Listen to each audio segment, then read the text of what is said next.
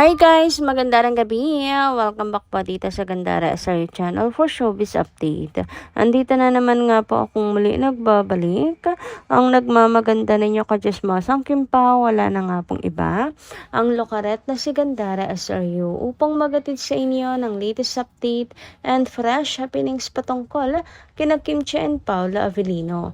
And para nga po sa gabing ito ang tatalakayin natin at pag-uusapan ay mayroon nga pong kinalaman dito sa ganap kanina po ng Kim Pao at pagpunta po nila sa Toronto para po sa nila bukas, para po sa kanilang show bukas, last day. Pero bago po ang lahat, sa mga di pa nakaka-subscribe sa ating channel, maaari lamang na pindutin po ninyo yung subscribe button natin at notification bell na nariyan sa baba upang kayo po yung maging updated at ma-notify tuwing may bago tayong chika at balita hinggil sa Kim Pao. Basta mga balita na may kinalaman kina Kim Chiu and Paula Avellino, sagot na nga po natin yan. And unahin na nga po natin pag-usapan ang mga bagong post ni Chinita Princess ngayon sa kanyang IG story, mga kakimpaw. So ito nga po ang mga post niya. Ayan, mga kaganapan po sa Edmonton, mga ka-KP, kung saan masaya po ang kanyang puso na natapos po ng matiwasay, walang naging problema at successful ang kanilang show sa Edmonton. Ayan nga po, nagpasalamat po siya. Daghang salamat Edmonton from Chinita Princess. And the same time, repost po niya sa post po ni JP ng dinner nila sa Canada, mga kakimpaw. Ayan, ito po yung sinundo niya JP, ang kanyang ate Kim pagdating po sa Edmonton. At syempre nakarating na po kay Chinita Princess ang pagkakapanalo po niya bilang Movie Actress of the Year for My Love Will Make You Disappear sa BPC Awards. Kaya ayan, sabi niya, thank you VP Choice Awards. Ayan nga. And syempre, another award for her bilang People's Sexiest of the Year. First place, female adult. Ayan, congratulations Chinita Princess. So, masaya po siya sa magandang balita na ito, mga kakimpaw. At sobrang grateful po niya, mga kakipi. Nakatag din po ang Star Magic. So, biruin mo yun. Successful yung kanilang show ni Paolo, tapos eto pa yung magandang balita na bubungad sa iyo, diba? Anyway, dumako naman po tayo sa paglapag ng Kim Pao sa Toronto, kung saan makikita nyo nga po rito, mga Kim Pao, na nakasimangot si Kimi. Ngayon ko lang ata nakita nakasimangot si Chinita Princess, mga kakimpaw. Pero hindi po siya malungkot, mga kakipi, ha. Sadyang pagod lang, puyat, mga kakimpaw. Alam niyo yun, katatapos lang din ang kanilang show, biyahe na naman. At si Paula Avellino, kitang-kita nyo rin dito yung pagkaantok niya. Huy, nahahawa ako sa hikab. Hikab nitong si Paulo. Ayan po, mga kakipi, yan ang awarahan ng Kim Pao paglapag nga po nila sa Toronto. Naawa ako kasi sobrang busy talaga nila Kim and Paolo. Paano pa nila ma-manage po ang mag-rehearsal? Yan, mga ka-KP, sigurado sakit sa ulo niyan, mahilo, 'di ba? Kaya siguro wala pang update ngayong hapon. Pinagpahinga muna sila, mga ka-KP, at bukas na lang sila mag-rehearse, mga ka-Kimpaw. Anyway, sabi nga po rito, gets yung ganitong itsura nila. Damn, their flight is so early The event only ended at 11:30 PM. O diba, 11:30 PM po natapos yung kanilang event. And syempre, hindi naman sila agad-agad makakatulog yung mga Kimpaw kasi syempre, gising na gising pa yung diwa nila, diba? Pwera na lang kung mag-alan sila gumawa ng tulog. Yung tipong pagkasandal tulog, diba?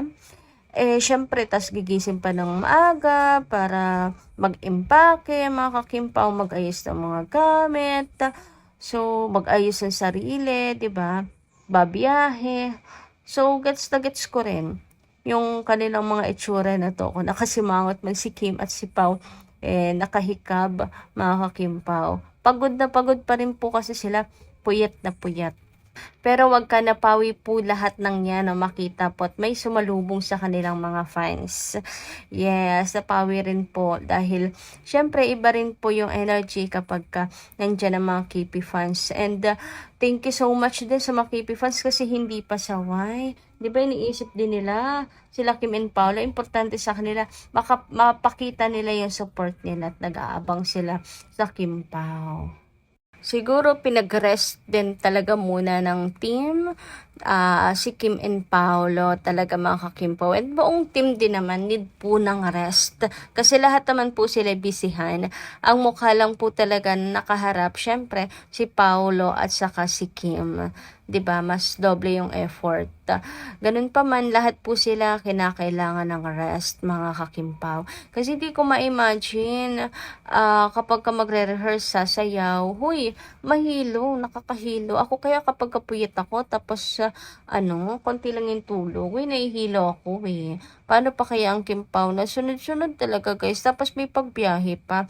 Yun ang sinusukuan ko Okay lang yung sunod-sunod na trabaho, pero yung babiyahe na naman, aalis na naman ako guys.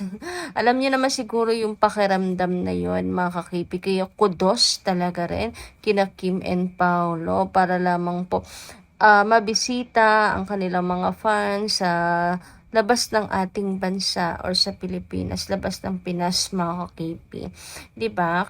Kaya naman, thank you so much Kim and Paolo sa effort at pagmamahal. Nawalang talaga hindi makalimutan ng mga fans ang pagmamahal na yan. Once na may babalitaan na naman akong ayan mga kakipi.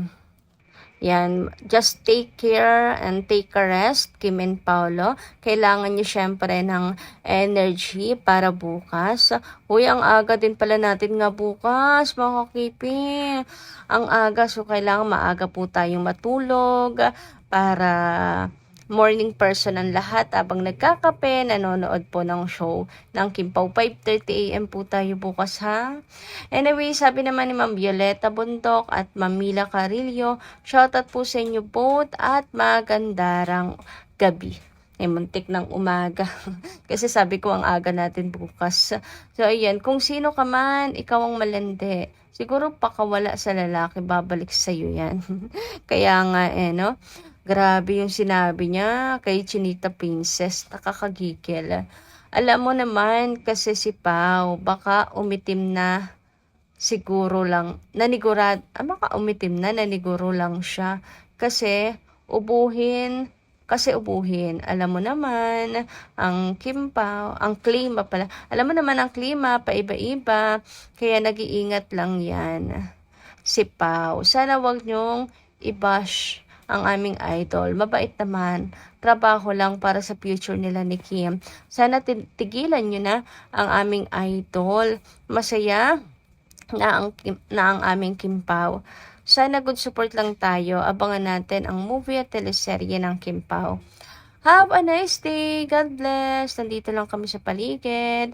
Nakasubaybay lagi sa Kimpaw. So, ayan. Kasi nga, lagi po naka-face mask, shades, at hoodie si Paula Avellino na halos ayaw ipakita yung skin. Naka-jacket pa yan siya.